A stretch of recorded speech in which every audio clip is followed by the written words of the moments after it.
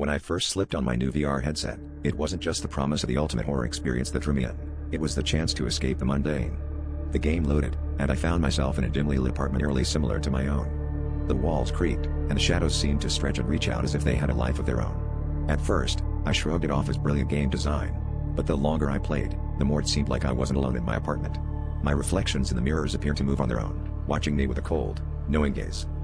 The game itself was simple: survive the night as strange noises echoed through the halls and unseen forces tried to break through the doors.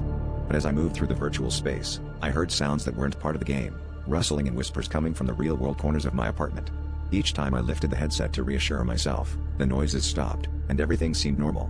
Yet, a chilling breeze would often brush against my neck, making it feel like icy fingers were drilling along my skin. Act 2 intensified when the power flickered, and my apartment plunged into darkness. I frantically removed the headset, only to find that the game was still running on its own, the sound of eerie footsteps echoing through the speakers. Panic set in as the footsteps grew louder, seemingly coming from all directions. I stumbled through the dark, knocking over furniture in a desperate attempt to escape the growing sense of dread that enveloped me. It felt as if the game was no longer confined to the virtual realm but bleeding into my reality. In a final act of terror, I sprinted towards the door, but it wouldn't budge.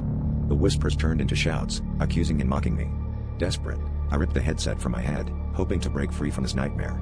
But the game had left me with a parting gift, a cryptic message scrawled across my apartment wall in blood-red letters: "Welcome to the game." As I stood there, the reality hit me like a cold wave. I was now a part of the horror, trapped in a game I could no longer escape.